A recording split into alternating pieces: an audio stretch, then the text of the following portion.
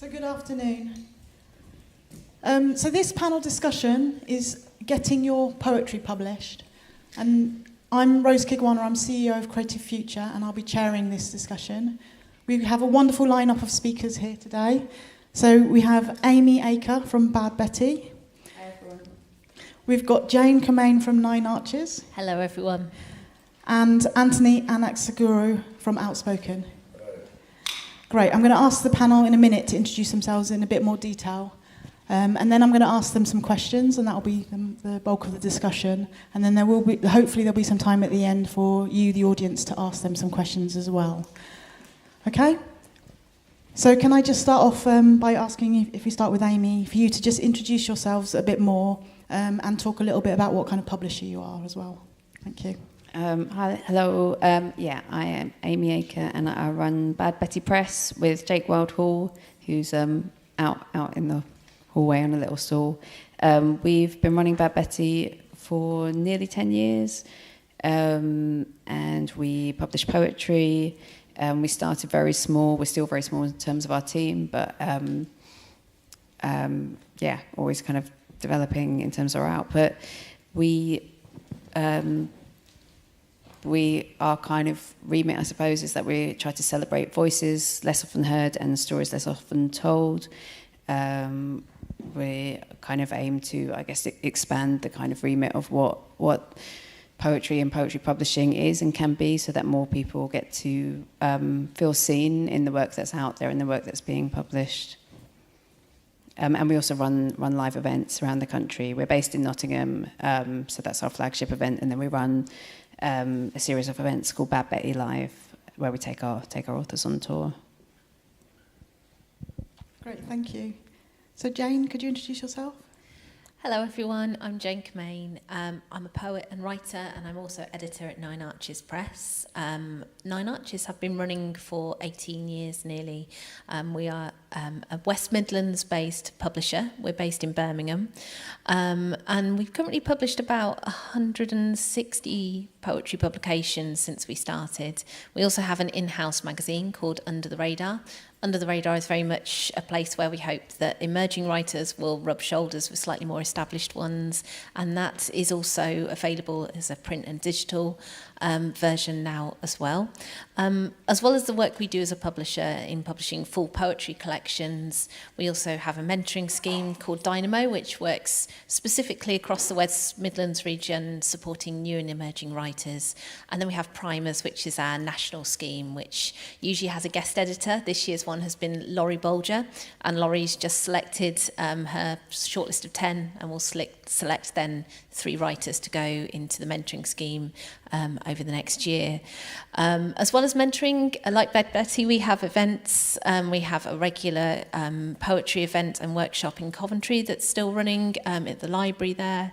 We also do a lot of work with libraries regionally, so we tend to work with readers groups, work with different library groups as well, and take poetry out into those spaces too. So quite a lot of things that we do that sort of aside from the publishing, but sort of feed into the development of both poets and readers. Great, thank you, Jane. So, Anthony, could you introduce yourself, please? Thank you. Hello, everyone. I'm Anthony Anaxagorou. I run Outspoken Press, which is part of Outspoken Live. That happens here, actually, on this stage once a month, and then once a year in the QEH. We had a show last night. The live show started in 2012, and the press started in 2015. We publish around 6 books a year. I'd like to kind of keep it small and concise, mixture of pamphlets and full collections. We run the Outspoken Academy, which happens throughout the year. Masterclasses, 6-week course, 9-week course, and a 3-month course with different poets tutoring. There's online masterclasses as well as in-person masterclasses. So once a month here, we do an in-person masterclass, and then we run them monthly online as well. There's a development program called the Outspoken Development Scheme that we run once a year as well, where 3 writers work with me over the course of a year. and that's in partnership with Spread the Word and New Writing North. 2 writers from up north, 1 writer from the south, and they work with me over the course of a year. And then we do various like industry talks as well. So poets who we kind of work with or that come through the mentoring programs get access to industry professionals. So there's a lot of work, actually, now that I say it all out. There's a lot that goes on.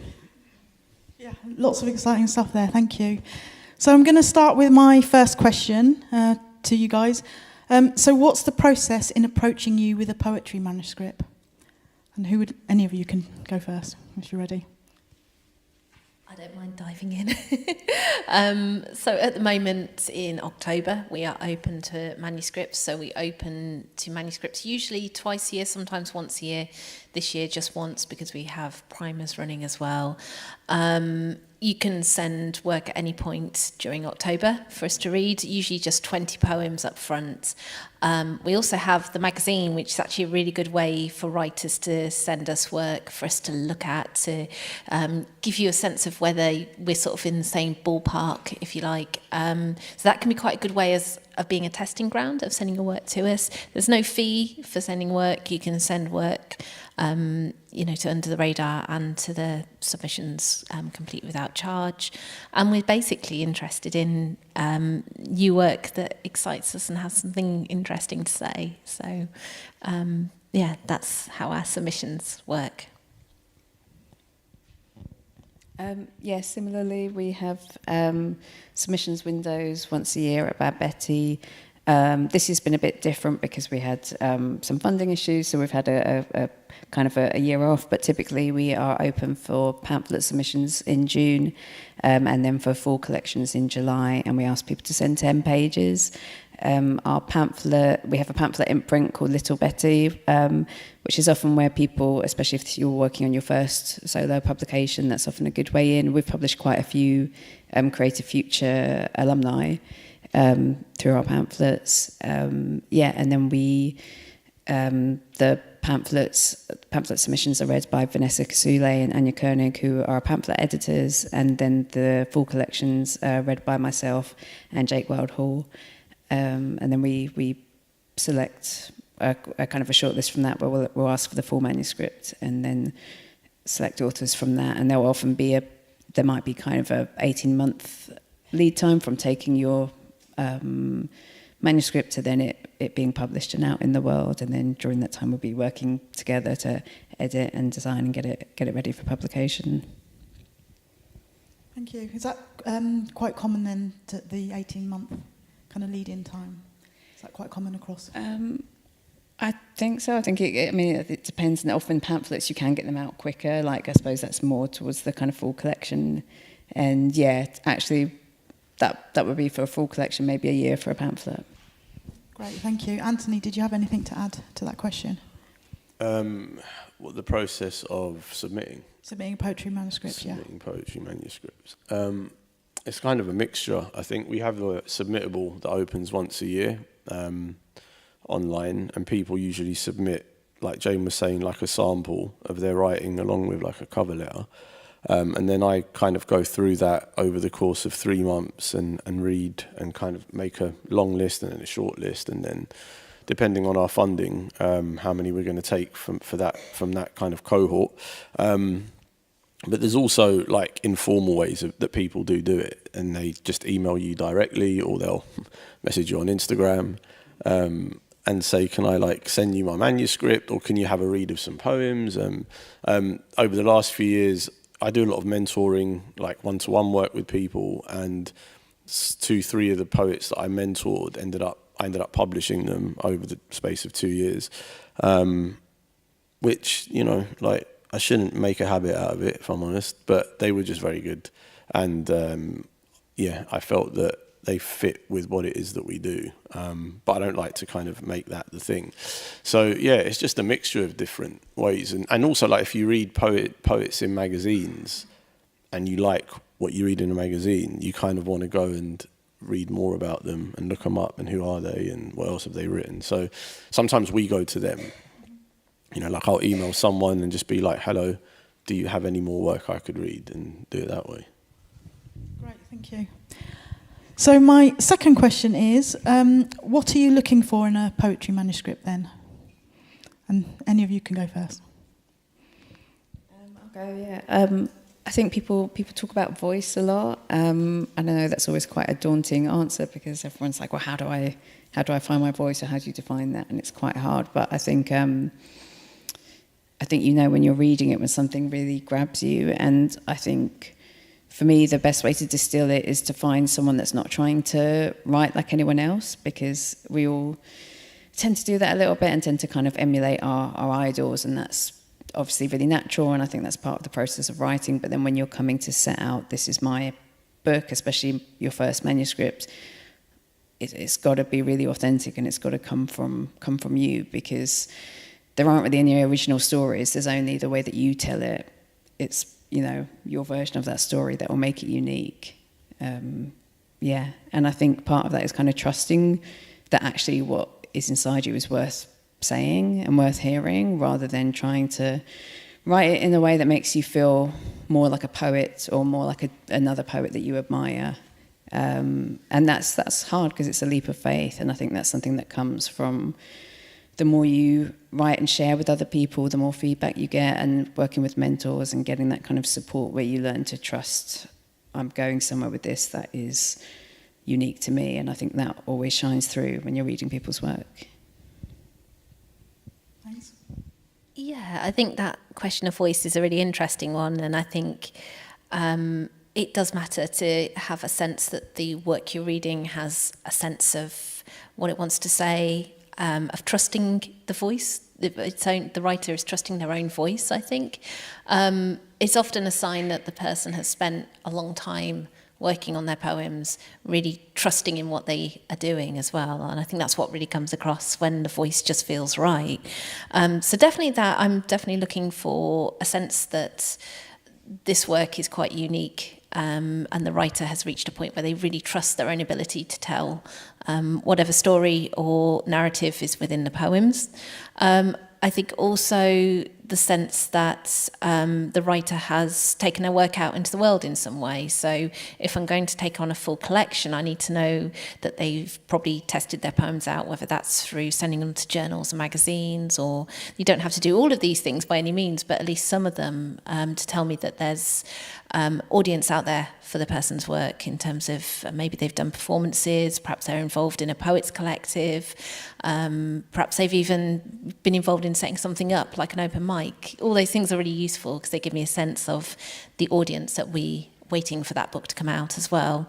So that's the kind of practical side of it, as well as the sort of artistic side of it. And ultimately as well, I think people can worry sometimes about submissions, that the editor is looking for something absolutely perfect and publishable.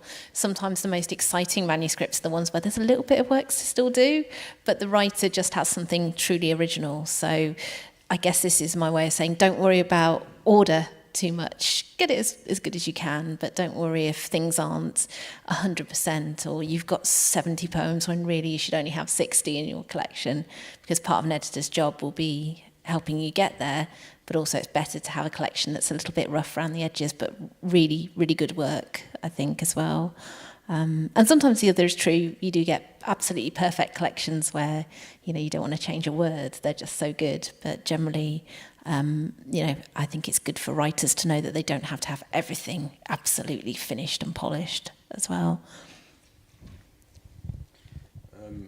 Yeah, I think I echo a lot of those things. I guess this question, you get asked it a lot as someone who works in publishing, like this actual question. And I kind of, similar to what Jane and Amy have both been saying, but I kind of started to think about it. I try to kind of think about it in a different way, because you just get asked it so much and you just feel like you're saying the same thing over and over again. And one of the things that I think I'm very conscious of is when I'm reading work, because I think I read so much poetry throughout the week and throughout the months and the years, that when you read work that ends up affecting your body, and you don't read it as an editor, you read it as a reader, that shift is very noticeable inside your body. When you read work, you think, okay, cool, you can see the kind of blind spots, and you're kind of thinking critically, I'll do this, change that, move this, do that. But then when you feel that you're immersed in something and you're rendering it with your body and your mind, and you're actually enjoying the experience, that's a huge indicator that you and this work are in dialogue.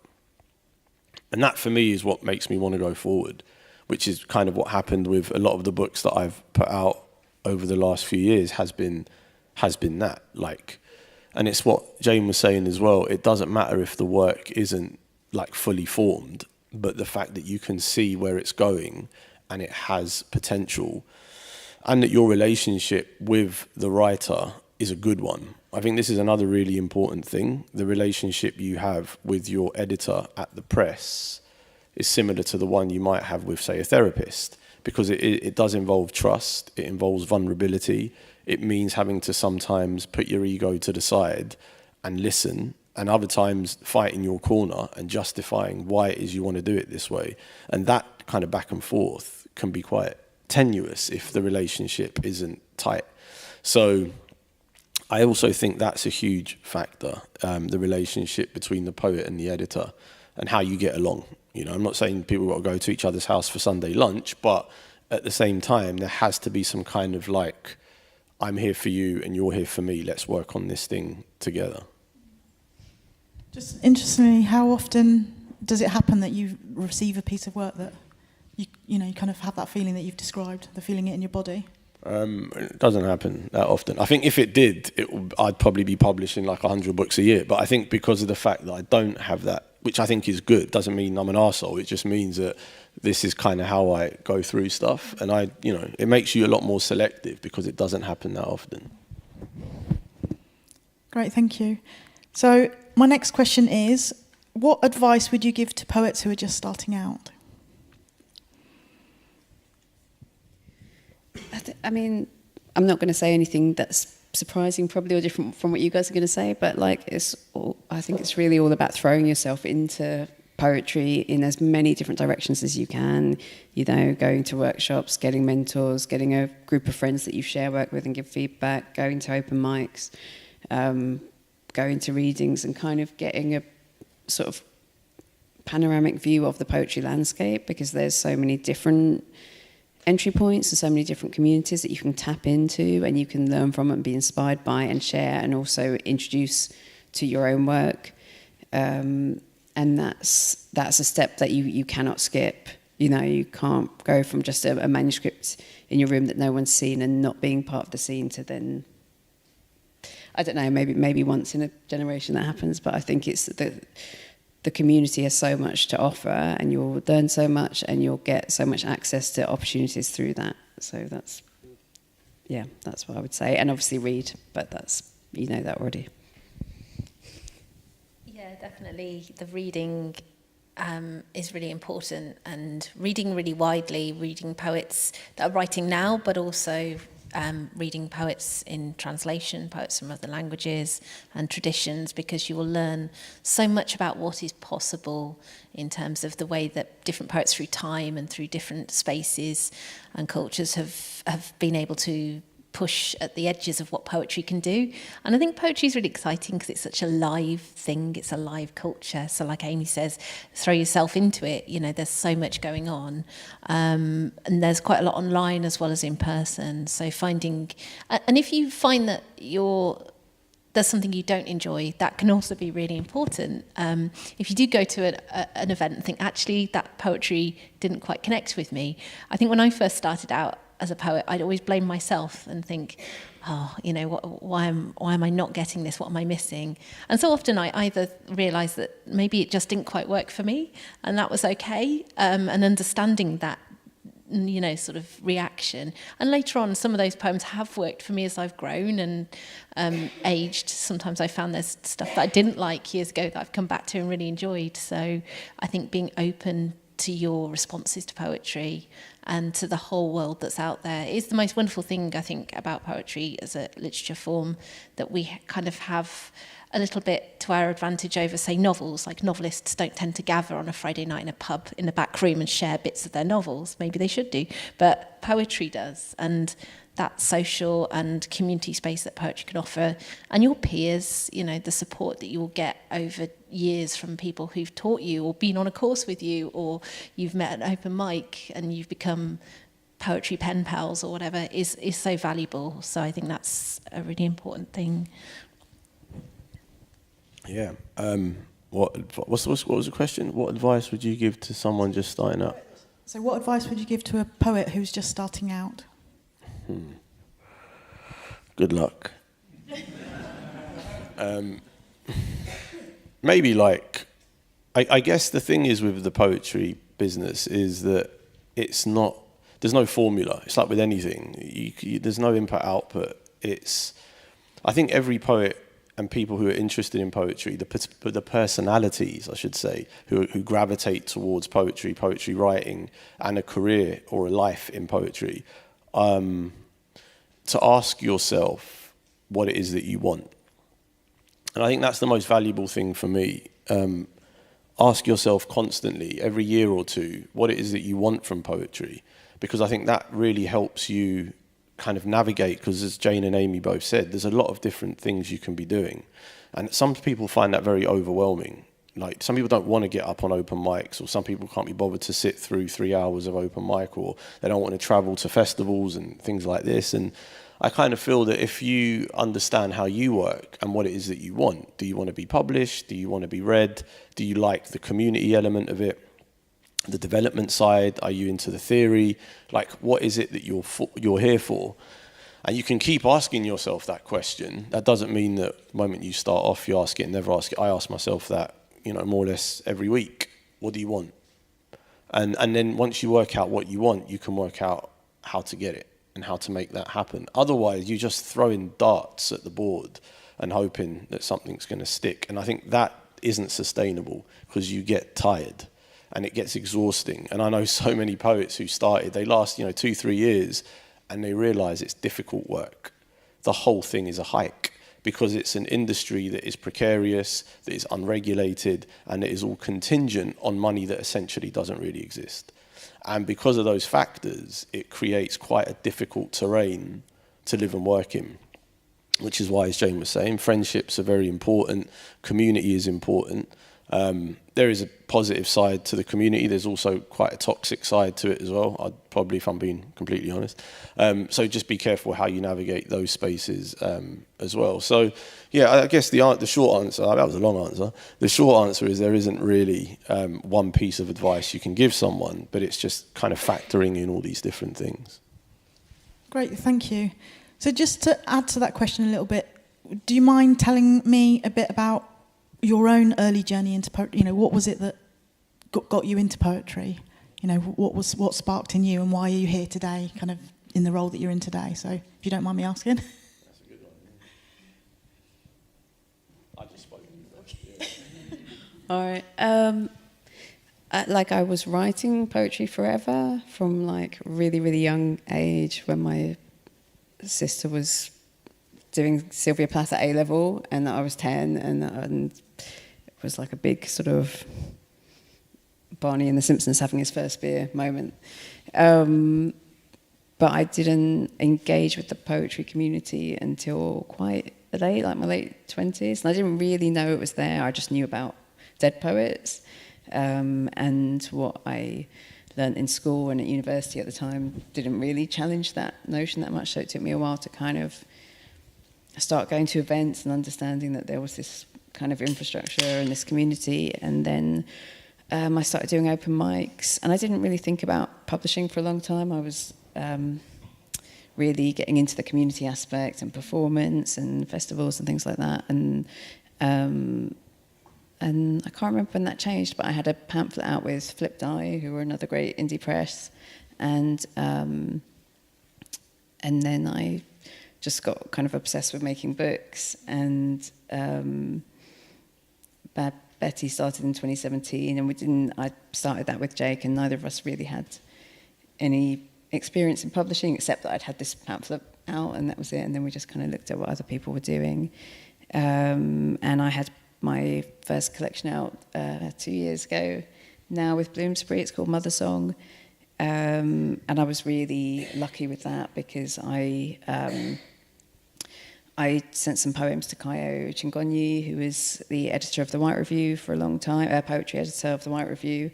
And I sent them poems and got nothing back. I sent them poems, got a nice no back. I sent them more poems. Then I got a yes. Then I got, have you got a collection? So I was really fortunate. And then he'd just taken on the role as editor at Bloomsbury. So it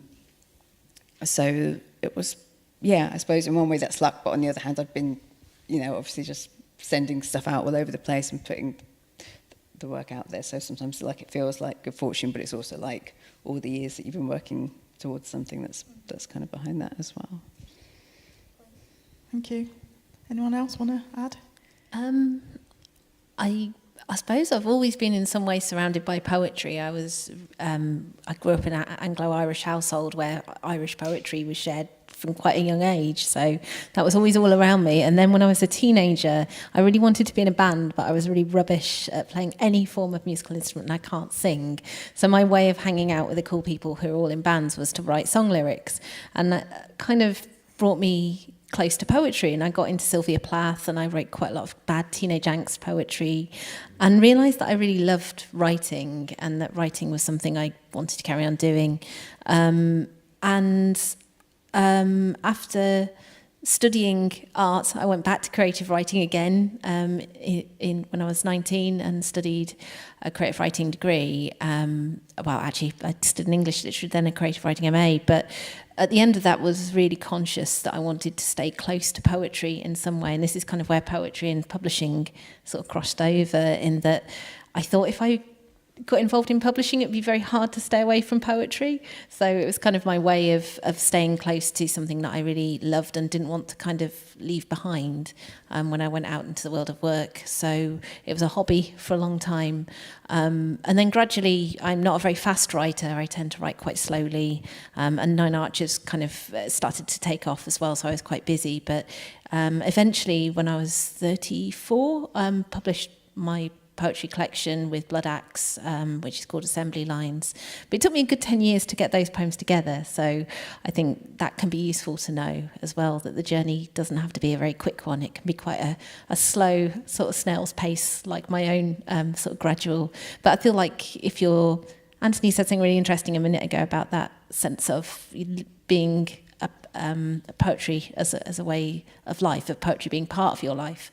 And I think you do make that decision for poetry to be part of your life, as Amy has said as well, that it's something that's just there that you want to stay with, I guess.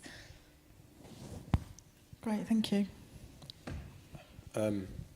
Yeah, I think that's a really good question, and there's so many, kind of without doing a this is your life moment, there's so many different ways in which you can think about it. And I think for me, the question is more suited around the idea of when did you start paying attention to language? Because I think that's when you start to realise that you do have a propensity to, or an impulse to want to write in this, to play with words. And I think for me, growing up in a working class North London Cypriot household that switched between Cypriot Greek and English, but kind of Cockney English with my parents, was a really interesting way into looking and thinking about Only Fools and Horses, which between Only Fools and Horses and Simon and Garfunkel, I would say was my gateway into poetry. And no one really says that stuff. Because I think you listen before you learn to read. Well, I did anyway. And I remember watching Fools and Horses as a 7, 8, 9-year-old with my parents. That's something that's symbolic about watching those 80s kind of, comedy shows.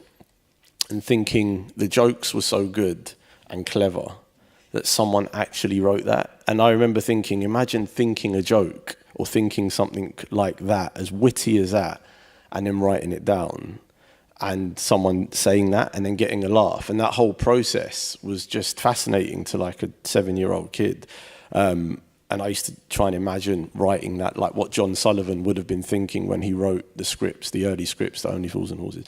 And then similar thing happened to Simon and Garfunkel. You know, I remember listening to Sound of Silence and having that, hello darkness, my old friend, I've come to talk with you again. I became obsessed with that idea. And I think I was probably even younger. I couldn't speak English till I was 6.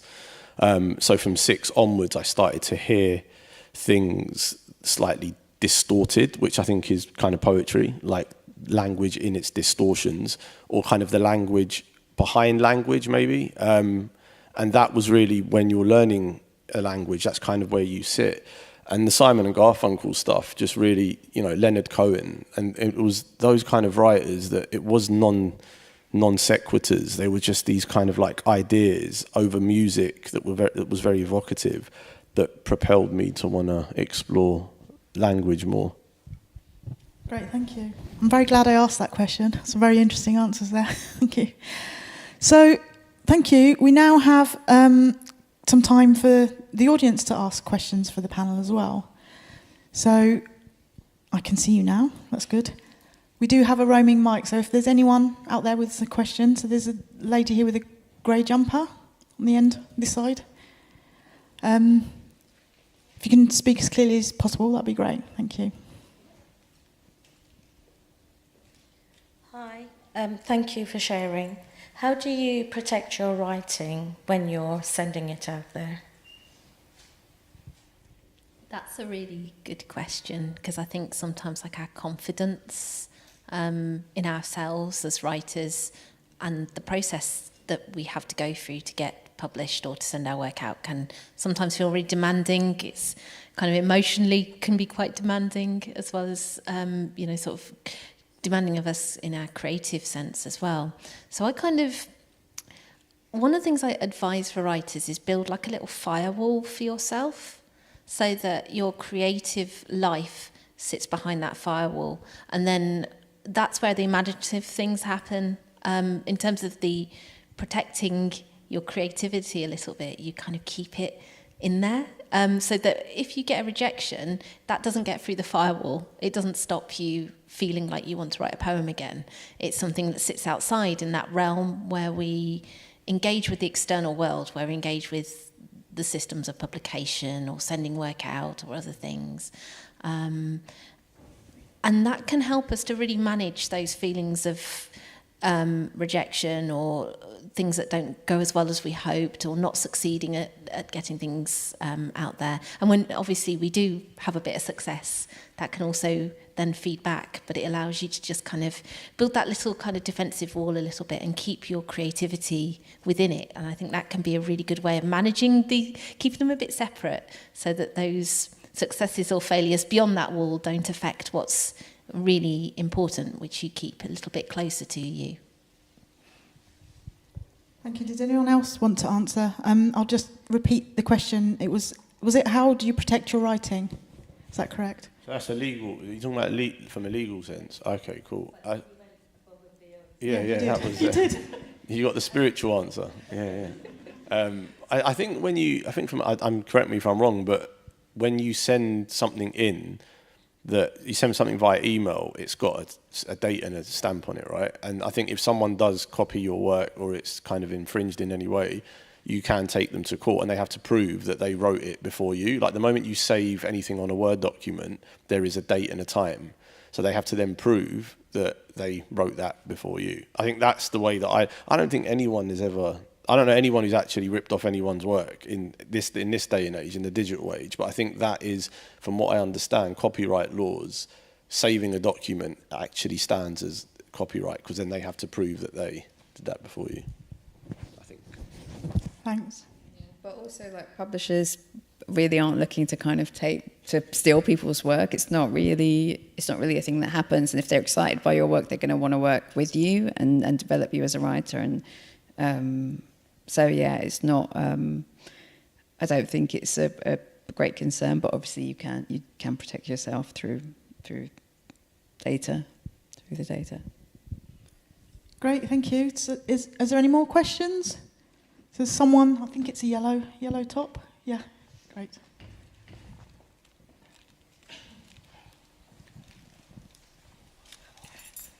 Thank you.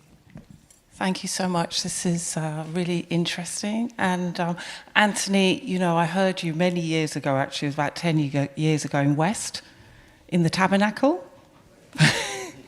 So my question to the whole panel is, I'm here as part of a collective of writers. We meet on Saturdays, and we've been meeting for about, I'd say 4 years, really now, maybe a bit more.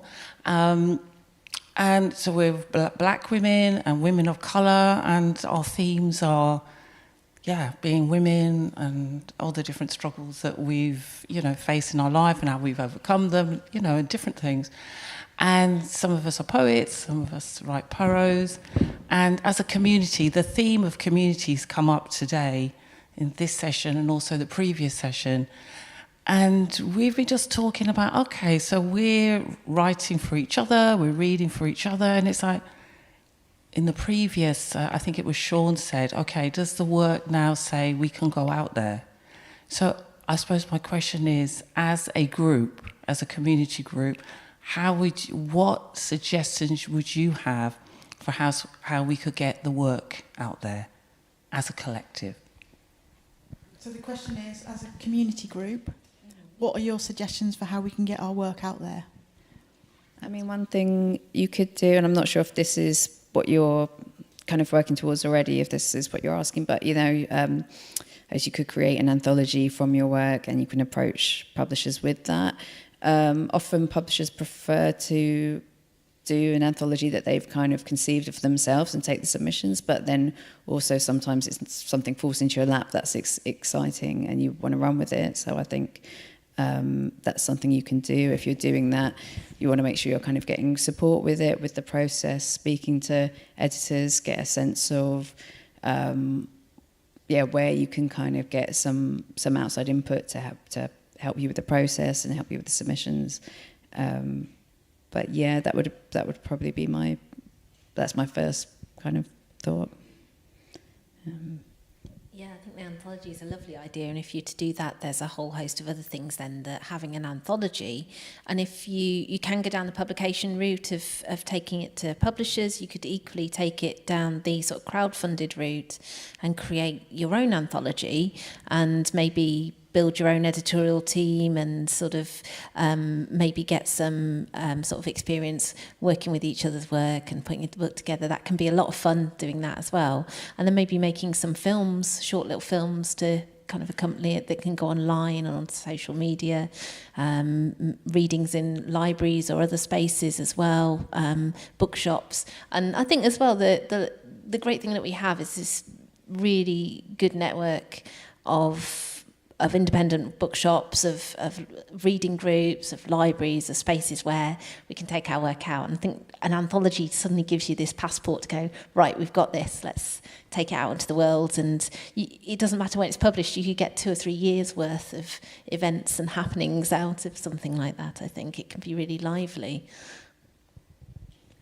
I mean, I think the collectives are beautiful things and they're very necessary. I guess, not to kind of be contrarian, but definitely to think of the idea that although you're in a collective, you're all individual writers, and a collective is kind of like an informal classroom, like you're there to kind of learn and vibe off each other. But I kind of think if you were to see yourselves as having, like I remember Malika's Kitchen in the early 2000s, that was a collective of writers that would get together and workshop and write and read and discuss. But ultimately, you are each individual writers who maybe have different preoccupations and different ways of doing it.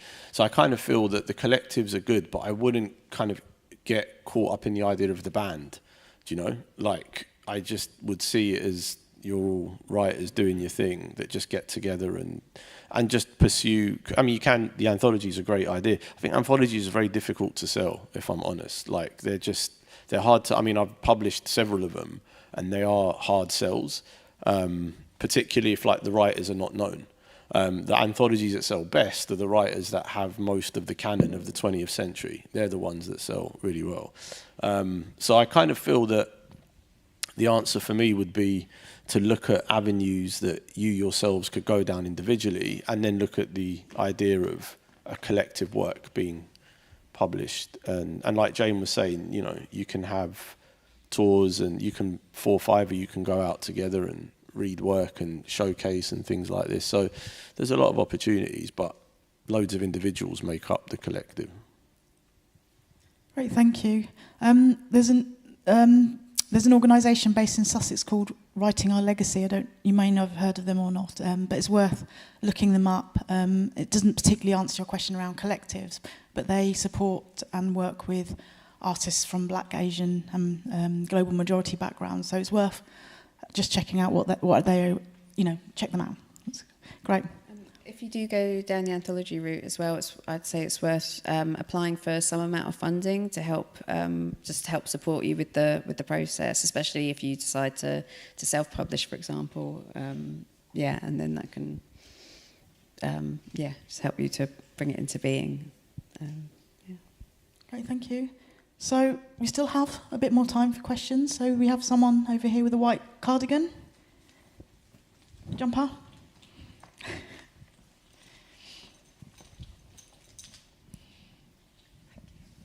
I wanted to ask a question about social media, because it seems to me that since the advent of social media and all that's good and all that's bad about that in the broader scheme of things, it perhaps has done poetry a favour as a thing, allowing poets to go on YouTube and to speak their short work, or perform their shorter work on these shorter channels. So I guess my question is, does the panel and the chair sort of have any comment on what I've just said? Is social media a good thing for poetry and the visibility of poetry? And can you think of some good examples where, if we take our phones and go away, who should we be following to look at their poetry on social?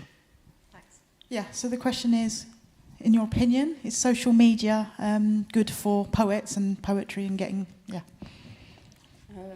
That's such a funny I mean, it's a good question, but it makes me laugh as well, because I think there are lots of different answers to that question. I think it is a good thing. I think we all have a bit of a murky relationship with social media, don't we? And sometimes it's really helpful in getting our work out, especially if it's hard for us to travel and get to events. And kind of it's a kind of shortcut in a way to building communities. It can also be quite a toxic environment, and obviously we're all looking at other people's highlight reels and comparing that to our everyday lives, and that's tricky. I think social media is kind of your beast to tame. So for some people, they absolutely thrive on that, and that's how they get their work out there, and they release lots of reels, and that's a really powerful self-promotional tool. I also know loads of amazing poets who don't really go near it, or maybe did and then thought, I need a break, and are continuing to function within the poetry world without it. So I think it, people often ask, do I have to have this many Instagram followers to make a career as a poet? And you don't. Like, it helps, but if you thrive on that, but it's not, it's not mandatory. Not to me. Whoever wants to go. Jane, do you want to go? I agree. I think we have to remember social media is a tool, so it depends on how we use it, and we can choose how much we do or don't want to engage with it. And it can be a useful tool if used well for writers, and for poetry, certainly the short form of poetry. The digital world does present, I think, a really good platform in lots of ways for making videos or recording short amounts of, poetry to share, and that can be a really, really positive thing if done well. A good example, we were just talking earlier about a poet that both Bad Betty and Nine Arches have published, Troy Kabida. Troy's been making some really almost like pop single videos for some of his upcoming poems that are just really beautifully produced. And I think because he just has that skill for knowing how to produce things really well, and he's working with some other people who have a lot of digital experience as well. And you don't have to produce, something. You can produce something quite small and homemade, or you can produce something a bit more glossy. It depends where your skill set lies, really. I guess the key thing is for each writer to really pick the media that feels that it suits you best, that you feel most comfortable with. You don't have to do every platform and everything. You might feel that blogging or having like a newsletter might suit you better than, say, being on Facebook or Instagram or making lots of videos. So I think it's best to pick the tools that work best for you. It's best to work out how you want to engage with it. And I think it's always about how much you want to be in control of it as well, rather than it being in control of you. But certainly there are a lot of opportunities for poetry, because the short form, as you say, it does work quite beautifully in the sort of little glimpses we have that social media platforms can provide through video or digital material as well. And poetry travels. Poetry can travel beautifully. Look at how, a poem can quickly become viral if it connects to a particular moment or a particular sort of current, issue. So I think poetry has a place in that too, for helping us, not telling us what to think, but helping us how to think about things as well.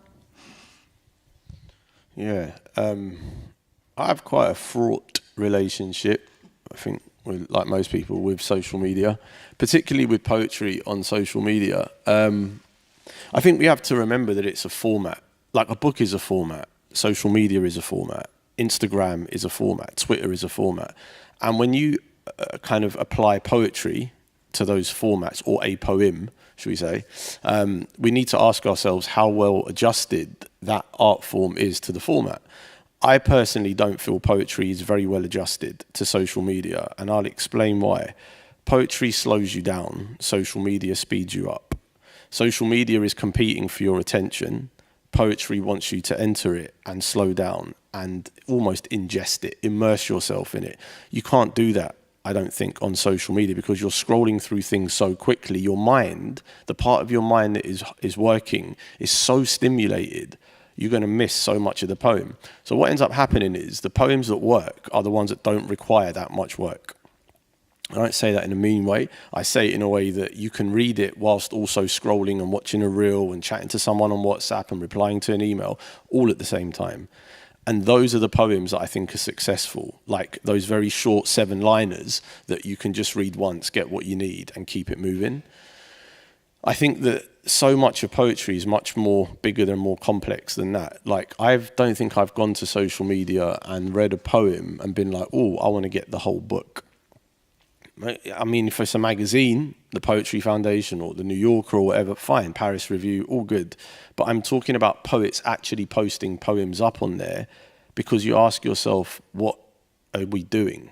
We're competing for attention. It's like what Amy was saying. It's the idea of look at me in a sea of noise. And my relationship with poetry in analog form is to sit down, and it's actually a way of stepping out of the world and into a world that I feel is quiet. And it's just me and the thing. Whereas my relationship with the phone is so noisy and chaotic, I can't appreciate stuff in that way. So I say to people, like kind of what Jane was saying, if you feel that you need social media, because poets become publicists. We're not publicists.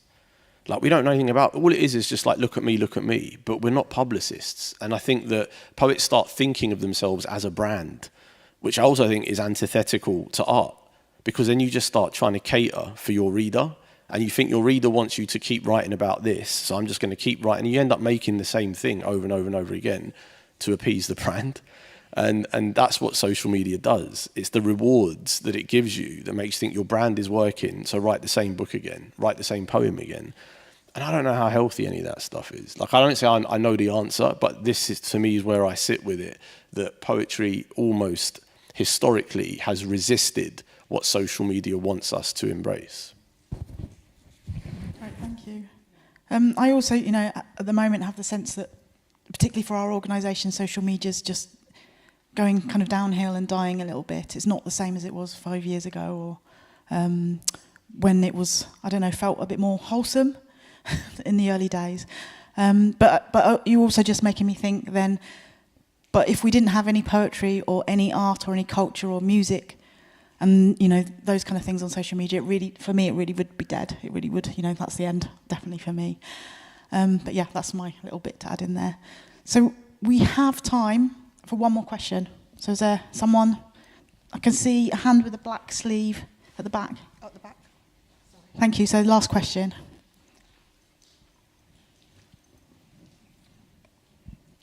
Hello. Hi.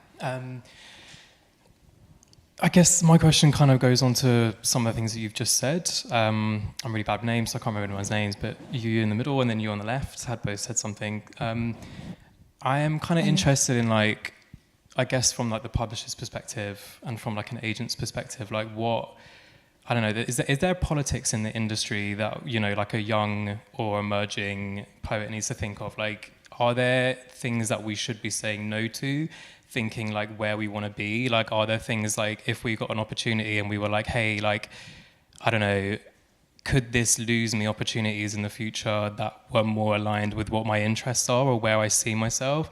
How important is like taking a curational approach, I guess, from the beginning to, I don't know, would you say for like a writer who wants to, more than anything, like more than be published, be published, more like be heard, and like not want to be heard in the wrong spaces and want to kind of be somewhere where they feel that they fit, and that's their, again, it's kind of less about maybe like a branding thing, but more about like an identity thing, I guess. I'm asking this because my day job is, I'm an agent and I work for agent photographers, and it's a different world and we have to be very curational and super careful, but obviously I don't really want to, I kind of don't want to do things that in the future, like a publisher would be like, all right, that's a red flag, like, or we're not really into that. That's kind of, do you know what I mean? I don't want to, like, do I wait for the ones that I'm like really into, or do I just go and do everything? Do you know what I mean?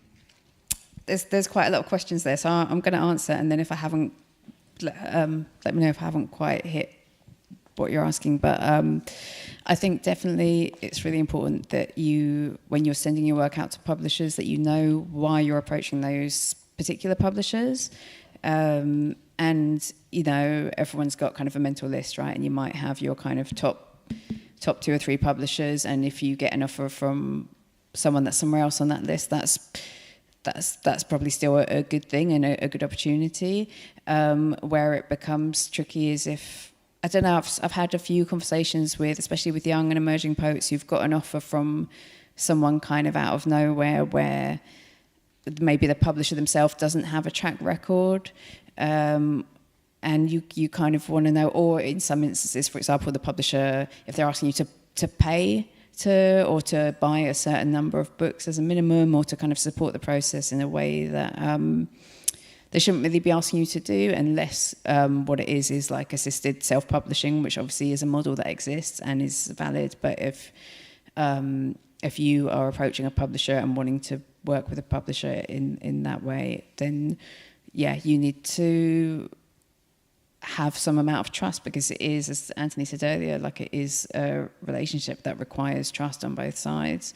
And most publishers, especially most indie publishers, are just like decent people trying to create work they love and showcase artists and writers that they love. But there are some dickheads. So like, just do your homework, really, I think. And if someone's approached you and you don't know anything about them, then just to look into it. And then I think that's the only real red flag. Like, you know, sometimes people worry about whether or not to self-publish, or whether that will go against them later when they want to work with publishers. And usually I don't think it does. I don't, like, sometimes someone self-publishes and builds a great audience from that and then gets snapped up by a publisher. Sometimes someone self-publishes, nothing much happens, then they work with a publisher later, that's fine too. So you're never going to shoot yourself in the foot by working with just like a small publisher or someone that's not yet your dream publisher, because maybe you're not quite ready to take that step. That's fine. The important thing is just to make sure that you're not going to get exploited. And with most publishers, that's not an issue. But if it's someone approaching you that you don't know anything about, then just, you know, take the time to look into who they are and to know that if you go with them, that it's an informed decision. Great, thank you very much. So we're actually at the end of this session. So thank you for the panel, for your discussion.